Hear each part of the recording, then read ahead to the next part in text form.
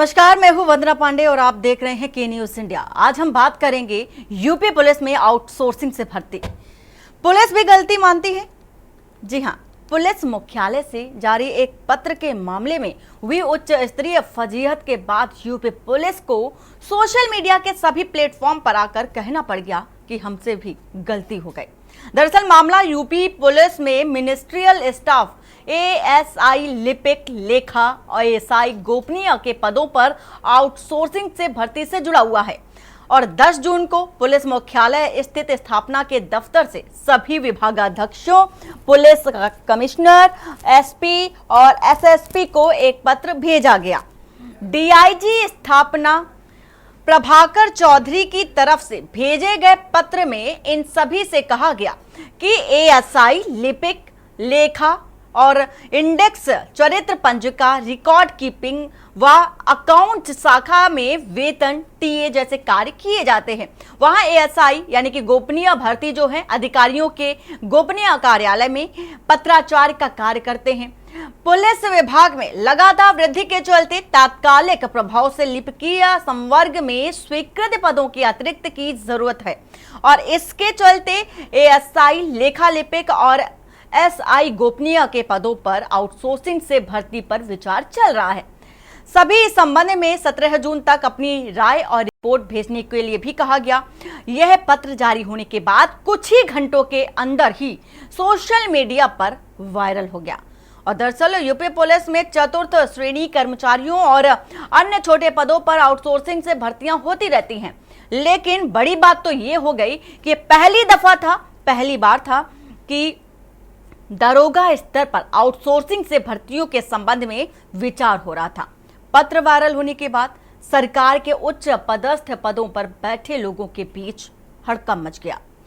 मुख्यालय के अफसरों से पूछा गया कि यह मसला आखिर है क्या पत्र सही है। ऊपर का रुख भांपकर अफसरों के भी हाथ पांव फूल गए कि अब ऐसे में क्या किया जाए, क्योंकि जो लेटर लिखा था वो वायरल हो चुका था। आनन फानन में मुख्यालय की तरफ से सफाई भी जारी करते हुए कहा गया कि यह पत्र त्रुटिवश जारी हो गया है। चतुर्थ श्रेणी कर्मचारियों की भर्ती आउटसोर्सिंग से होती है और इसी के संबंध में पत्र जारी किया जाना था, लेकिन गलती हो गई कि मिनिस्ट्रियल स्टाफ के लिए ये पत्र जारी हो गया। ऐसा कोई प्रस्ताव पुलिस व शासन स्तर पर विचाराधीन नहीं है। यह पत्र गलत जारी हो गया है, जिसे निरस्त कर दिया गया है, ऐसी सफाई दी गई और मामले पर लीपापोती भी अब शुरू हो चुकी थी। मुख्यालय की तरफ से सफाई तो जारी हो गई, लेकिन अफसर ये नहीं बता पा रहे हैं कि अगर चतुर्थ श्रेणी के लिए पत्र जारी होना ही था तो पत्र में मिनिस्ट्रियल स्टाफ के संबंध में इतनी लंबी चौड़ी जो बातें कही गई, वो बातें आखिर क्यों लिखी गई थी। माना यह भी जा रहा है कि मुख्यालय मिनिस्ट्रियल स्टाफ के पदों पर आउटसोर्सिंग पर भर्ती के लिए तैयारी तो कर रहा था, लेकिन ऊपर से इस संबंध में मंजूरी नहीं ली थी, जिसके चलते यूपी पुलिस की फजीहत हो गई। अब मामले की लीपापोती भी की जा रही है। वहीं अगर एक और प्रकरण की बात कर ली जाए तो पीएसी जवानों के प्रमोशन पर भी पहले देखा गया था कि किरकिरी हुई थी ऐसे ही कुछ मसले को लेकर के, और इससे पहले एक बार और स्थापना ने पीएसी जवानों के प्रमोशन को लेकर गलत आदेश जारी किया था, यानी कि स्थापना की ओर से आदेश जारी किया गया था जिसको लेकर के भी फजीहत देखी गई थी और उस आदेश के चलते पीएसी जवानों में काफी आक्रोश भी फैल गया था। मामला सीएम योगी आदित्यनाथ की जानकारी में आया और जैसे ही जानकारी में आने के बाद सीएम योगी आदित्यनाथ ने काफी नाराजगी भी व्यक्त की। इसके बाद उस आदेश को वापस लिया गया था। साथ ही आदेश जारी होने के 14 दिन बाद ही तत्कालीन एडीजी स्थापना पीयूष आनंद को वहां से हटा दिया गया और अब इस आदेश के बाद चर्चा तेज है कि गलत आदेश जारी होने की गाज किसी न किसी अफसर पर गिरनी तय मानी जा रही है। तो कुल मिलाकर के आउटसोर्सिंग से भर्ती को लेकर के जारी जो लेटर है उस पर अब बवाल मचा पड़ा है। अग्निवीर से जोड़कर भी इसे देखा जा रहा है कि क्या अग्निवीर भर्तियां जिस तरह से हुई थी आउटसोर्सिंग से भी भर्तियां वैसे ही होंगी, जो कि विरोध भी देखा गया था अग्निवीर भर्ती को लेकर के और कुछ अब इस तरह की तस्वीरें भी निकल कर सामने आनी तय मानी जा रही हैं। तो लेटर सफाई और सियासत काफी तेज हो गई है। जैसे ही ये स्थापना की ओर से लेटर जारी होता है बवाल भी होना शुरू हो जाता है। अखिलेश यादव ने भी बाकायदे ट्वीट किया, एक्स पर पोस्ट किया और उन्होंने भी आउटसोर्सिंग से होने वाली भर्तियों को लेकर के सवाल उठाया। जारी कैसे हुआ लेटर, सबसे बड़ा सवाल यही है। अगर सफाई दी जा रही है कि ये जो चतुर्थ श्रेणी के कर्मचारी हैं उनके लिए ये लेटर जारी हुआ था, तो बड़ा सवाल तो यही हो जाता है कि फिर इतने दरोगा भर्ती के लिए ये आउटसोर्सिंग का इस्तेमाल क्यों किया गया, क्यों प्रयोग किया गया, बड़ा सवाल खड़े करता नजर आ रहा है। तमाम तरह के जो सवाल हैं वो भी देखे जा रहे हैं। यूपी पुलिस में आउटसोर्सिंग से भर्ती ये मामला है, लेटर जारी हुआ है, सोशल मीडिया पर वायरल हुआ है। वायरल होते ही बवाल भी देखा जा रहा है। टीवी स्क्रीन पर आपको ये लेटर भी दिखा रहे हैं और सफाई का भी लेटर दिखा रहे हैं। स्थापना की ओर से जो सफाई दी गई है, जैसे ही अखिलेश यादव ने अपने एक्स पर पोस्ट किया आउटसोर्सिंग से भर्ती होने के मामले को लेकर के, वैसे ही ये पुलिस विभाग की ओर से लेटर भी जारी होता है, सफाई भी होती है, सफाई भी दी जाती है कि ये महज एक गलती थी, गलती मानी और इसके बाद ये भी कहा कि ये एक गलती से हो गया है, जानबूझकर नहीं किया गया है, गलतियां हो जाती हैं। फिलहाल कई सारे मसले हैं, कई सारे मामले हैं जो हमेशा से ही यूपी पुलिस को कटघरे में लाकर खड़ा करता रहा है। अब चूंकि फिर से ये जब से ही लेटर जारी हुआ है, पत्र जारी हुआ है, सफाई भी दी गई, अब सियासत भी होती नजर आ रही है। तो सबसे बड़ा सवाल तो ये हो जाता है कि लेटर जारी करने वाला कौन था और ऐसी क्या अनपढ़ी थी जो इस पत्र को जारी किया गया। और इतना लंबा चौड़ा जो लेखा जोखा लिखा गया है, इतना लंबा चौड़ा जो उसमें पॉइंट नोट किए गए हैं, लिखे गए हैं, बड़ा सवाल हो जाता है इतना समय कैसे आ गया, इतना समय कैसे मिल गया। और सबसे बड़ी बात ये हो जाती है जिस विभाग के लिए ये लिखा गया था उस विभाग के लिए पत्र था ही नहीं।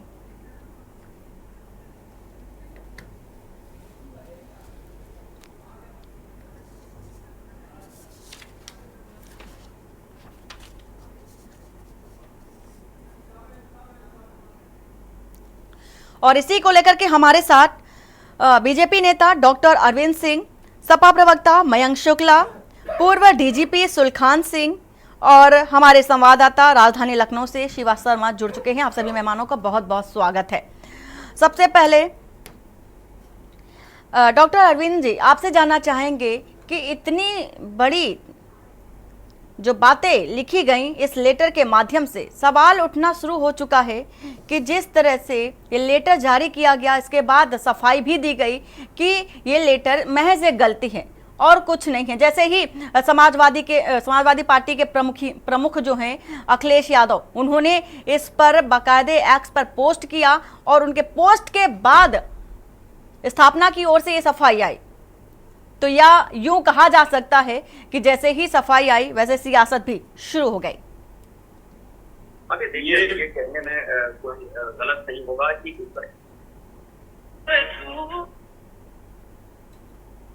हेलो जी, आवाज आ रही है आपकी। हाँ मैडम, मुझसे ना जी जी हाँ मैडम, विसंगतियां हैं, कई दिक्कत, लेकिन वो जैसे कुछ अधिकारी डीजीपी साहब के संज्ञान में वो बात आई है, उन्होंने तुरंत चीज का खंडन किया है और जहां से ये लेटर जारी हुआ है उस पर जरूर एक कमेटी गठित करके कहाँ पे विसंगतियां आई हैं, किससे गलती हुई है, उसके खिलाफ जो उचित संगत होगा वो कार्रवाई की जाएगी। दिक्कतें तो दिखी हैं और उसी पे आधार पे हमारे समाजवादी नेता ने, प्रमुख ने वो बात कही है और उसको देखा जाएगा। जहाँ कहीं गलतियां हैं तुरंत संज्ञान में लेकर के हमारे जो उच्च अधिकारी डीजीपी जी हैं उन्होंने तुरंत संज्ञान में लेकर तुरंत कार्रवाई की है। उसको देखते हैं कि जहाँ कहीं गलतियां होंगी उसको संभाल के फिर आगे कोई भविष्य में ऐसी कोई त्रुटि ना होने पाए, उस पर जरूर विचार किया जा रहा है। ठीक है, लौटेंगे आपके पास। सुलखान जी, जिस तरह से आपको खुद इतना अनुभव है कि कहने की ज़रूरत नहीं है, लेकिन सवाल उठता है सर कि ये लापरवाही आखिर कैसे हुई। लेटर में बड़े बड़े अक्षरों से लिखा गया और बाकायदे पूरा लेटर लिखा गया, इतना समय निकाला गया, फिर उसके बाद सफाई आ रही है। सोशल मीडिया पर जैसे ही लेटर वायरल होता है उसके बाद सफाई आनी शुरू हो जाती है। देखिए, ये जो लेटर लिखा गया है ये तो राय लेने के लिए लिखा गया है और इसमें लिखा हुआ है कि इसके बाद शासन को प्रस्ताव भेजा जाएगा। इसलिए इसमें कोई मुझे ऐसी कोई गलती नहीं दिखाई पड़ रही है और अनावश्यक रूप से इसको सभी लोगों ने राजनीतिक मामला बना दिया है। लेकिन मेरा ये भी मानना है कि ये तीनों पद जो है संवेदनशील पद हैं और इनमें आउटसोर्सिंग से भर्ती नहीं होनी चाहिए। तो इसमें डीजीपी को जो कार्रवाई करनी है अपना वो करेंगे, लेकिन अब विभाग किसी मामले में अपने अधिकारियों से राय भी नहीं ले सकता, हर एक चीज को राजनीतिक अखाड़ा बना दिया जाएगा, ये चीज उचित नहीं है, पुलिस के लिए ठीक नहीं है। लेकिन ये पहली दफा है चतुर्थ श्रेणी के लिए आउटसोर्सिंग से भर्तियां देखी गई, लेकिन ये पहली बार है जब दरोगा भर्ती के लिए आउटसोर्सिंग का प्रयोग किया जा रहा है सर। नहीं, ये दरोगा नहीं है, ये क्लरिकल लोग हैं, क्लर्क्स हैं ये सब, लेकिन फिर भी ये संवेदनशील काम देखते हैं, इसलिए इन पे आउटसोर्सिंग उचित नहीं है, मेरा ये मानना है। और इसलिए भर्ती तो नहीं होनी चाहिए।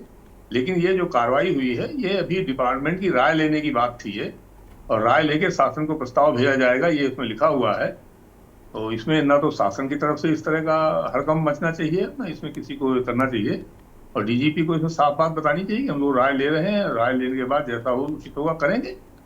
तो ये अनावश्यक रूप से पुलिस को कंट्रोवर्सी में डालने का एक बड़ी गलत परंपरा बनती जा रही है, और मुझे वो ठीक नहीं लगता है। सुलखान जी, सवाल उठता है कि अगर ये राय लेने के लिए बनाया गया था तो फिर सोशल मीडिया पर वायरल करने की क्या जरूरत पड़ गई थी? अगर सोशल मीडिया पर वायरल किया भी गया है तो आखिर किसने वायरल किया है ये लेटर?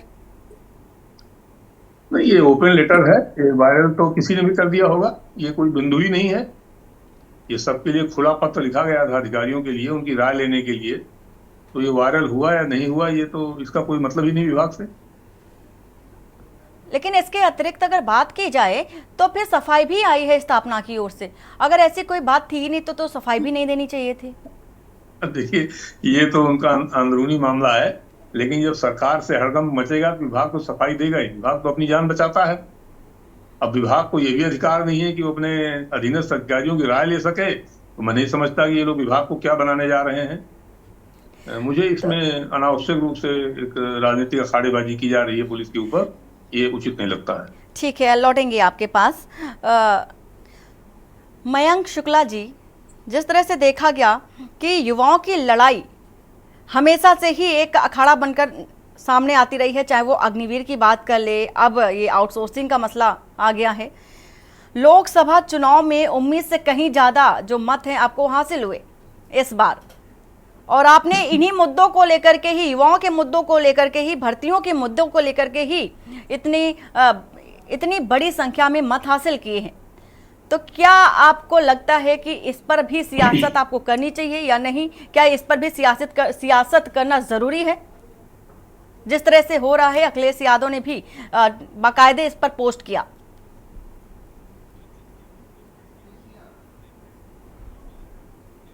के मुद्दे पे राजनीति करना ही राजनीतिक दलों का काम है, और राजनीति को सार्थक दृष्टि से देखना चाहिए। यदि माननीय राष्ट्रीय अध्यक्ष अखिलेश यादव जी ट्वीट नहीं करते तो शायद ये भर्तियां होती हुई दिखाई देती हैं आपको। आप ये बात को समझिए, आप सलाह भी उसी चीज की लेते हैं जो आपके दिमाग में चल रही होती है। और मैं जितना जानता हूं, प्रशासन और शासन को शासन की मंशा के हिसाब से ही प्रशासन काम करता है। कहीं ना कहीं ये निर्देश शासन की तरफ से आया होगा किस तरीके की भर्तियां हमें करनी है। चुनाव के दौरान माननीय राष्ट्रीय अध्यक्ष अखिलेश यादव जी ने पहले ही ये अपना एक चिंता जता दी थी कि जैसे सेना को कमजोर करने का काम भारतीय जनता पार्टी ने केंद्र में किया है, इसी प्रकार से पुलिस को कमजोर करने का काम भी भविष्य में किया जाएगा और ठेके पे पुलिस भर्ती होगी। तो इसका मतलब कहीं ना कहीं सुगबुगाहट थी, माननीय राष्ट्रीय अध्यक्ष तक ये सूचना थी कि इस तरीके का कोई काम होने जा रहा है। इसीलिए उन्होंने उस वक्त भी पहले ही विरोध दर्ज कराया था। और रोजगार के साथ इस तरीके खिलवाड़, आप बताइए, सेना के साथ आपने खिलवाड़ करा अग्निवीर जैसी योजना लाके, आज आप पुलिस में ऐसी भर्ती कर देंगे तो जब जो लोग भर्ती होंगे, मैं कह रहा हूं 4 साल के लिए हो, 2 साल के लिए, आउटसोर्सिंग में 1 साल के लिए हो, मगर वो कितने क्रियाकलाप पुलिस के सीख जाएंगे और पुलिस की एक वर्किंग स्टाइल को सीख जाएंगे। मैं नहीं कहता हूं कि सब गलत होते हैं, मगर 100 लोगों में से अगर एक भी गलत निकला तो वो किस तरीके से सुनियोजित अपराध कर सकता है पुलिस के सारे काम सीखने के बाद, इसकी कल्पना करके भी डर लगता है। इसलिए भारतीय जनता पार्टी की नीयत और नीति हमेशा से जो प्राइवेट सेक्टर को पोषित करने की रही है, उन्होंने हर चीज में, पता नहीं भाजपा नेताओं को, भाजपा के नेताओं को देश के प्रधानमंत्री नरेंद्र मोदी जी बने 3री बार, इन्हें लगा तो पता नहीं क्यों कॉर्पोरेट से इतनी मोहब्बत है, पता नहीं योगी जी को इतना प्राइवेटाइजेशन से क्यों इतनी मोहब्बत है। एयरपोर्ट ठेके पे दे देंगे, रेल ठेके पे दे देंगे, अब पुलिस और सेना ठेके पे दे देंगे। ठीक है, आपके पास भी लौटेंगे। शिवा शर्मा हमारे साथ राजधानी लखनऊ से शिवा शर्मा है हमारे संवाददाता। शिवा, जिस तरह से देखा जा रहा है कि अब इस पर भी सियासत शुरू हो चुकी है, यानी कि जो मसला था उस पर बात करने के बजाय अब सियासत शुरू हो चुकी है, पूरी अपडेट क्या है अभी तक की वो आपसे जानना चाहेंगे।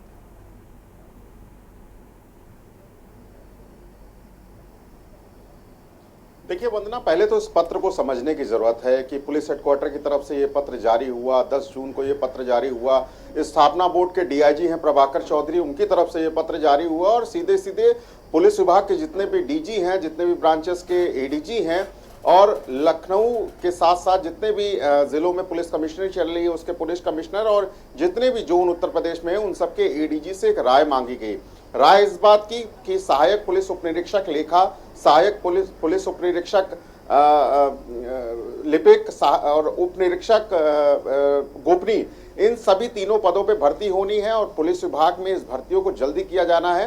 तो आउटसोर्सिंग के माध्यम से अगर भर्ती किया जाना है तो इन सबको लेकर के सभी अफसरों से राय मांगी गई और ये उस पत्र में कहा गया कि 7 दिन के अंदर सभी लोग इसका जवाब भेज दे ताकि शासन को रिपोर्ट भेज दी जाए। तो पुलिस विभाग के सभी बड़े अधिकारियों से डीजीपी हेडक्वार्टर की तरफ से ये निवेदन किया गया कि आउटसोर्सिंग में जो भर्तियां की जानी है इन तीनों पदों पे, उस पे उनकी क्या राय है। और कल देर रात जब ये सोशल मीडिया पर ये पत्र वायरल हुआ तब हाहाकार मच गई, ना सिर्फ लखनऊ में बल्कि उत्तर प्रदेश के अलग अलग जिलों में, कि आखिरकार उत्तर प्रदेश पुलिस में इतना बड़ा कौन सा नियम लागू होने लगा कि अग्निवीर की तरीके उत्तर प्रदेश पुलिस में भी इस तरीके की भर्तियां आउटसोर्सिंग के माध्यम से होने लगी। तब जाकर के 12:30 बजे रात में उत्तर प्रदेश के डीजीपी प्रशांत कुमार ने स्पष्ट किया इस बात को कि ये त्रुटिवश हुआ है, ये ऐसी भर्तियां आउटसोर्सिंग के माध्यम से नहीं की जानी है, क्योंकि पूर्व में ही ये व्यवस्था है कि पुलिस विभाग में जितने भी 4th क्लास के कर्मचारी हैं उनकी भर्ती आउटसोर्सिंग के माध्यम से होती है और वही भर्तियां दोबारा निकाली जानी है और उसको लेकर पत्र जारी होना था। ये गलतियों से इन तीनों पदों का जो लेटर है वो वायरल हुआ है, जिसका निरस्तीकरण भी उन्होंने करा दिया है। लेकिन वंदना, फिर से वही बात घूम करके आती है कि एक स्थापना बोर्ड की कमेटी होती है, जब साइन होते हैं तो सभी बड़े अफसर शामिल होते हैं। ऐसे में 3 बड़े बड़े पद बड़े बड़े आईपीएस अफसरों ने देखे होंगे कि एएसआई गोपनीय, एसआई गोपनीय, एएसआई लेखा, एएसआई लिपिक के अगर तीनों पद हैं आउटसोर्सिंग में जाने हैं तो इन सब शब्दों को देखा होगा। तो आखिरकार ये सबसे बड़ी गलती कहां से हो गई। हालांकि इन सबका खामियाजा भी पुलिस हेडक्वार्टर में बैठे अधिकारियों को भुगतना आखिरी में पड़ेगा। लेकिन जब सोशल मीडिया पे हाहाकार हुई, जब युवाओं में इस बात की चर्चा हुई, तमाम सोशल पार्टियों में इस बात की चर्चा हुई, तो कहीं ना कहीं सोशल मीडिया का प्रेशर देखते हुए पुलिस हेडक्वार्टर ने अपना आदेश वापस ले लिया और बताया कि सिर्फ एक मात्र गलती है। तो वंदना, एक बड़ी चूक हुई है पुलिस विभाग के तरफ से, उसका खामियाजा तो जरूर भुगतना पड़ेगा। लेकिन यहाँ ये भी तो देखा जा रहा है कि एक महज गलती है, जैसे ही सोशल मीडिया पर पोस्ट होता है अखिलेश यादव की ओर से, वैसे ही देखा गया कि ये स्थापना बोर्ड की ओर से एक लेटर भी फिर से जारी हुआ, सफाई जिसमें से दी गई। लेकिन मामला तो यहाँ पर ये होता है कि इतनी बड़ी चूक हुई है तो कैसे हुई है। सबसे बड़ी बात तो ये हो जाती है कि 4th श्रेणी में आउटसोर्सिंग का प्रयोग किया जाता है, लेकिन यहाँ पर साफ तौर पर देखा गया कि मिनिस्ट्रियल स्टाफ के संबंध में ये लेटर जारी हुआ।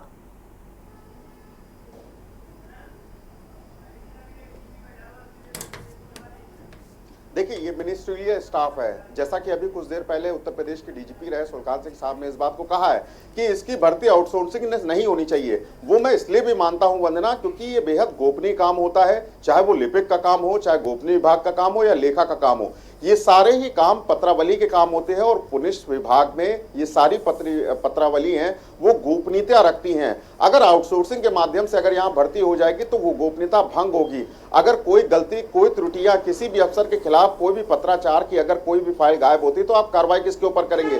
इसलिए ये भर्तियां नहीं भी होनी चाहिए। पूर्व डीजीपी सुल्तान सिंह साहब ने ये बात बहुत अच्छी कही है कि इसकी भर्तियां बिल्कुल नहीं होनी चाहिए। लेकिन अगर किसी भी तरीके का विचार सरकार के मन में या पुलिस अधिकारियों के मन में आ रहा है कि इस तरीके की भर्तियां आउटसोर्सिंग के माध्यम से होनी चाहिए, तो हमारे सामने पुलिस विभाग के वो अफसर बैठे हैं जो उत्तर प्रदेश पुलिस की बड़े लंबे समय से कमान भी संभाल रहे थे इसी सरकार में। तो ये बेहतर जानते हैं कि अगर इस बिल्कुल तरीके का हुआ, बिल्कुल तो शिवा, तमाम त्रुटि- बिल्कुल शिवा सुल्खान जी हमारे साथ हैं और बता भी रहे थे, अभी इनसे बात कर रहे थे तो इन्होंने बताया बाकायदे कि ये कैसे हुआ है। इसकी बात, ये एक महज त्रुटि है जिसको लेकर के जो लेटर जारी हुआ है उसको लेकर के सफाई भी दी गई है। सुल्खान जी, जिस तरह से आप बता रहे थे, लेकिन मामला यहाँ पर हो जाता है कि इतनी बड़ी चूक आखिर हुई कैसे। सबसे बड़ा सवाल तो यही हो जाता है कि चूक कैसे हो गई, कैसे लेटर जारी हुआ। क्या इसको लेकर के पहले कोई ऐसी मंशा थी, देखा जा रहा था कि इसको जैसे ही लेटर जारी होता है तो इसको लेकर के जब लेटर वायरल होगा तो प्रतिक्रिया किस तरह की आएगी?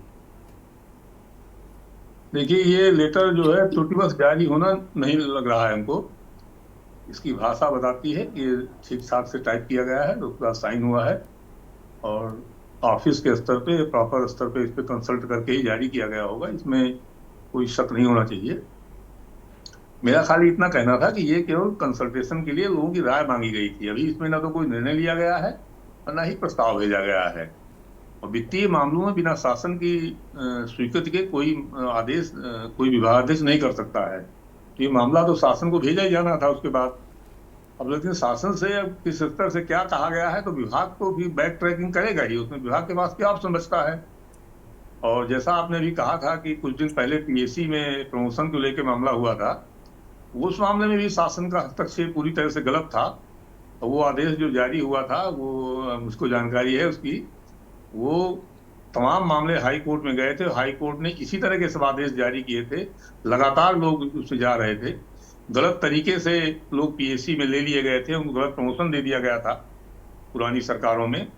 तो उसमें लोग सब हाई कोर्ट जाते थे, हाई कोर्ट से आदेश हो रहे थे लगातार। उसी आदेशों के अनुरूप ये आदेश विभाग से जारी किया गया था, लेकिन दुर्भाग्य से उसको ही पॉलिटिकल मामला बना दिया गया, तो विभाग को उसको निरस्त करना पड़ा। लोग अब भी जा रहे हैं हाई कोर्ट, हाई कोर्ट से आदेश हो रहे हैं, उनको रिलीफ मिल रही है। तो ये इस तरह के विवाद हो रहे हैं। मैं इसलिए बार बार कहता हूँ कि पुलिस विभाग को ये राजनीतिक अखाड़ेबाजी में नहीं घसीटना चाहिए, लेकिन दुर्भाग्य से सरकारें इसमें असहाय हो रही हैं। क्यों हो रही हैं भगवान जाने, लेकिन ये बातें अच्छी नहीं है इस तरह की। ठीक है सर, लेकिन एक बात निकलकर सामने आती है कि अगर इतनी बड़ी चूक होती है तो क्या कारण रहता है।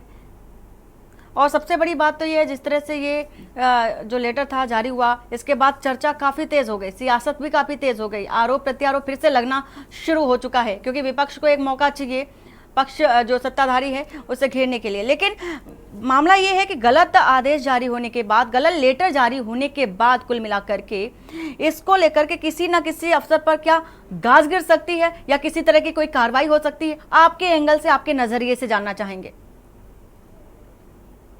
क्या हो सकता है ये तो मैं नहीं कह सकता, क्योंकि आजकल जिस तरह का माहौल है कुछ भी हो सकता है।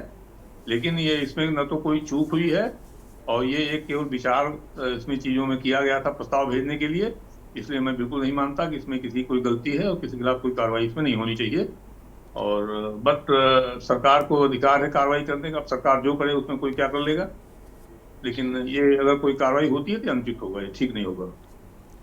ठीक है, लेकिन माना यह भी जा रहा है कि मुख्यालय जो है मिनिस्ट्रियल स्टाफ के पदों पर आउटसोर्सिंग पर भर्ती के लिए तो देखा जाता है कि तैयारी तो कर रहा था, लेकिन उस पर भी ऊपर से इस पर भी देखा गया कि जिस तरह से इस संबंध में मंजूरी नहीं ली थी, चूंकि मंजूरी ले लेता तो शायद ये मामला सामने ना आता, लेकिन मंजूरी अगर नहीं ली थी तो जिसके चलते यूपी पुलिस की भी फजीहत देखी जा रही है इस समय। तो अब मामले की लीपापोती भी देखी जा रही है। लीपापोती क्यों की जा रही है फिर? देखिए, मंजूरी लेने के लिए ही तो प्रस्ताव बना रहे थे, और प्रस्ताव बनाने के पहले वो राय ले रहे थे, जैसा पत्र में साफ लिखा हुआ है। इसलिए वो उन्होंने कोई अवैधानिक काम या इलीगल काम या इरेगुलर काम नहीं किया विभाग ने। वो जब सबकी राय आ जाती उसके हिसाब से फिर मुख्यालय में जो राय बनती तब प्रस्ताव भेजा जाता। कोई भर्ती का निर्णय नहीं हुआ था। जैसे मैंने बताया, भर्ती का निर्णय विभाग अपने स्तर से नहीं कर सकता है बिना शासन की मंजूरी के, क्योंकि उसमें वित्तीय कार्रवाई, वित्तीय उपाय निहित रहता है। तो इसमें कोई ऐसी इलीगलिटी या अनियमितता इसमें नहीं है। ये इसको खामखा चूंकि राजनीतिक मुद्दा बन गया, इसलिए सरकार भी इसमें बैक ट्रैकिंग में आ गई है और अब विभाग के ऊपर जो है ये इसको डाल रहे हैं। और विभाग भी कहना पड़ रहा है कि साहब गलती से जारी हो गया। तो क्या कहा जाए इसके बारे में, ये तो अंदरूनी बातें हैं, ये तो वही लोग जाने। ठीक है सर, आपके पास लौटेंगे। शिवा हमारे साथ जुड़े थे। शिवा, आपका शुक्रिया। अरविंद सिंह जी, जिस तरह से देखा जा रहा है कि लोकसभा चुनाव में अग्निवीर योजना के रोष में जो भाजपा से चिटके हुए युवा हैं, क्या पुलिस विभाग में आउटसोर्सिंग का मामला भी एक नजरिए से अगर देखा जाए तो विपक्ष को बैठे बिठाए आपने एक मुद्दा दे दिया? मैडम, ऐसा कोई मुद्दा नहीं दिया गया है। ये केवल और केवल माननीय अखिलेश जी की नासमझी अधपकी बातों का नतीजा है। जैसे खाना बनता, खाना बनने से पहले अधपका खाना किसी को परोस दिया जाएगा तो उसका रिजल्ट क्या होगा? उसके घर वाले जिसको परोसा जाएगा वही होगा। बातें चल रही थी, राय की तैयारी। जी तो पढ़े लिखे हैं, योगी जी के बारे में बताओ, कितने समझदार हैं। जब आपका मौका आएगा तो बोलिएगा माननीय जी, अभी आप रुके रहिए, जो मैं अपनी बात रख रहा हूँ फिर आप बोलिएगा। तो जब बात आई अखिलेश जी जो भी किसी सोर्स के माध्यम से अंदर लगे रहे होंगे, कोई भी राय हो रही है, वो इनका मामला ये पहुंच गया 37 पा गए तो 7वें आसमान में पहुंच गए। मामला यही हुआ। इतनी जल्दी कूद छलांग लगाने के चक्कर में गलतियां कर ही बैठेंगे। अरे कोई भी कार्य होगा तो विभागीय तो अपना रिहर्सल किया जाएगा, वर्कआउट किया जाएगा, सबकी राय ली जाएगी, फाइनल क्या डिसीजन होता है आफ्टर दैट विभाग तैयार करे, विभाग शासन के भेजेगा, शासन सरकार को, वो फाइनल तब होता। ये जल्दबाजी में मतलब कि उड़ जाना, एक्स पे पोस्ट कर देना, ये कोई मतलब माननीय अखिलेश जी के ऊपर शोभा देता है? जिस रात से घटना ये हुई है, ये सरासर जल्दबाजी राजनीति में हम लाइमलाइट में बने रहे, इसके अलावा और कुछ नहीं है मैडम। जो आज की घटना है पुलिस भर्ती वाली दिखा रही है, अग्निवीर से उसको जोड़ा जा रहा है। अग्निवीर में कोई ऐसी कोई गलतियां, इतना बड़ा कोई मामला नहीं होगा क्या? उसका उदाहरण अग्निवीर को क्या गलत कह रहे हैं? अगर हम कोई विदेश विश्व की कोई अच्छी चीज को अपना के हम अपना देश आगे बढ़ाने की अगर बात हम कर रहे हैं, क्या उसमें गलतियां हो रही है? रही बात अग्निवीर की, निगेटिव सबके सब तुपते जा रहे हैं। उन बच्चों से भी पूछिए जो घर बैठे 2 पैसा नहीं कमा रहे हैं। अगर किसी को रोजगार देके 4 साल 5 साल देकर उस अवधि तक की उसको इतना हम मजबूत कर दें कि वो जब उस अवधि से निकले तो मिलिट्री ऐसी चीज है, पूरे आज भी हमारे देश में उस व्यक्ति का सम्मान होता है। उससे जैसा निष्ठावान व्यक्ति कोई नहीं होता। वो जहां भी जाता है आफ्टर रिटायरमेंट भी उसको लोग स्वीकार करते हैं, और जबकि उसकी उम्र हो चुकी होती है।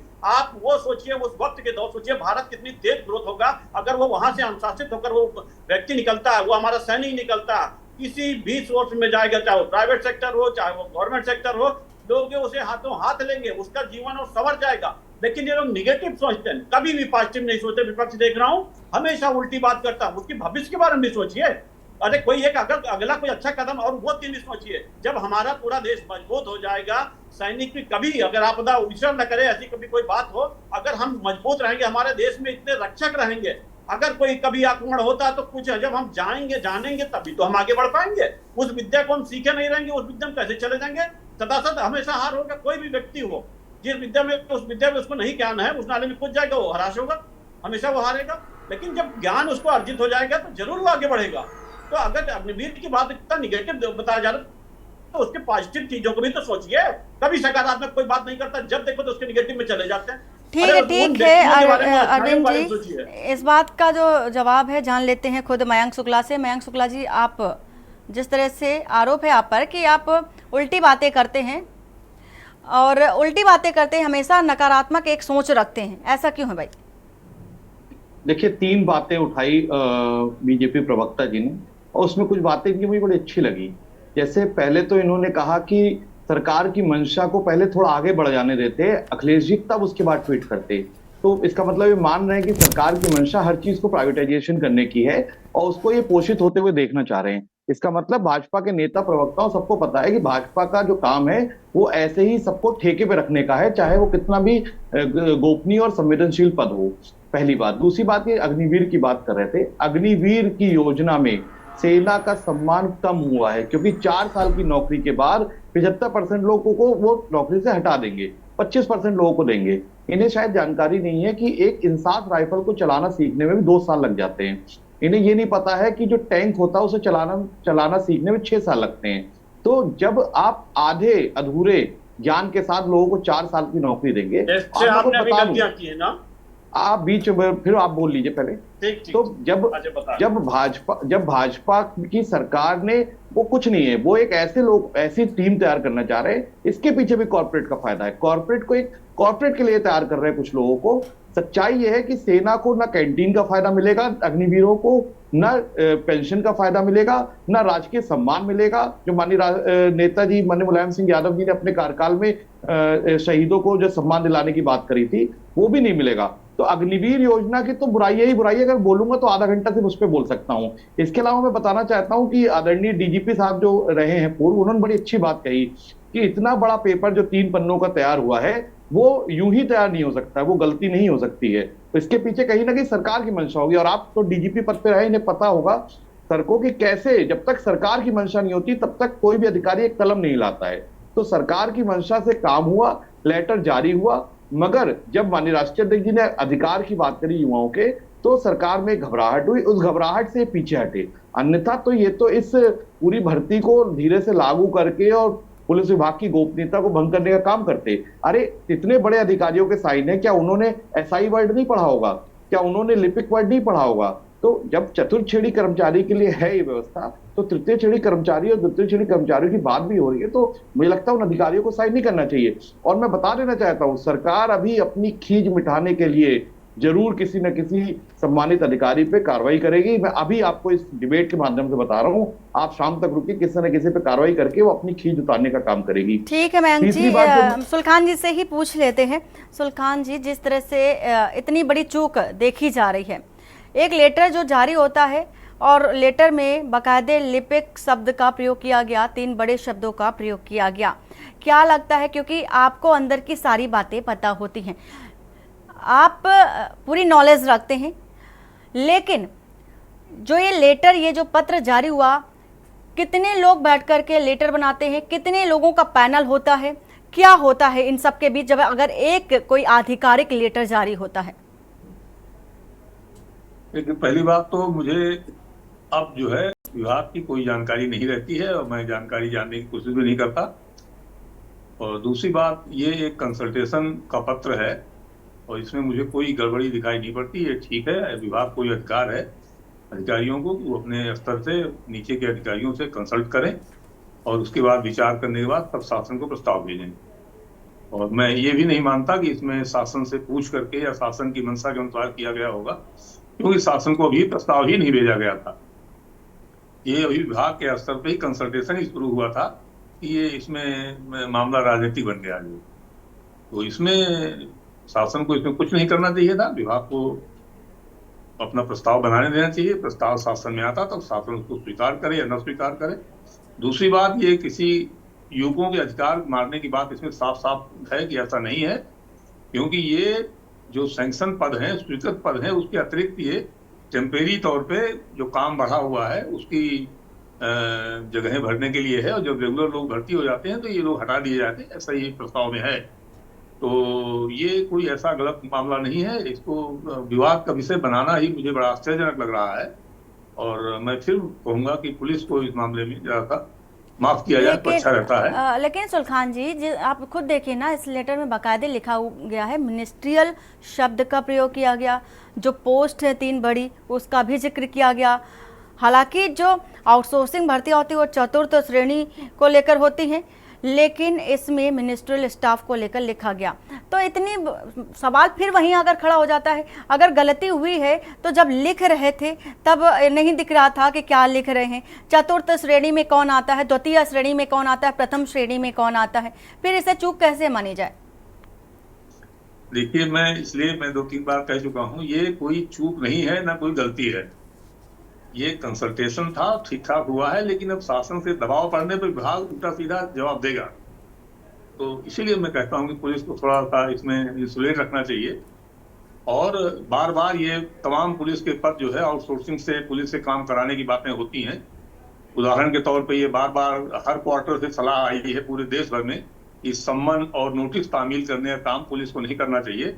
इसमें पुलिस के ट्रेंड लोग फंसे रहते हैं ये काम आउटसोर्सिंग से कराया जा सकता है। इसी तरह बहुत सारे काम पुलिस के हैं जो आउटसोर्सिंग से कराए जा सकते हैं। और बिल्कुल दुनिया भर में बिल्कुल कराए जाते हैं। बिल्कुल सुलखान मैं जी, केवल अब ये ये कहूंगा कि देखने वाली सील बात पर है। होगी कि जिस तरह से ये लेटर जारी हुआ है, इस पर अब कार्रवाई किस एंगल से होती है और किस तरह की चूक है, किसके इशारे पर लेटर जारी हुआ, फिर लेटर जारी हुआ, फिर इसके बाद की क्या कार्रवाई होती है। आप सभी मेहमानों का बहुत बहुत शुक्रिया। बता रहे थे खबर कि आउटसोर्सिंग से लेकर के जो आउटसोर्सिंग की भर्तियां हैं उस पर कौन कौन सी भर्तियां हैं जो होनी थी, और वायरल लेटर को लेकर के घमासान भी देखा गया। समाजवादी पार्टी के प्रमुख अखिलेश यादव ने भी बाकायदे पोस्ट किया।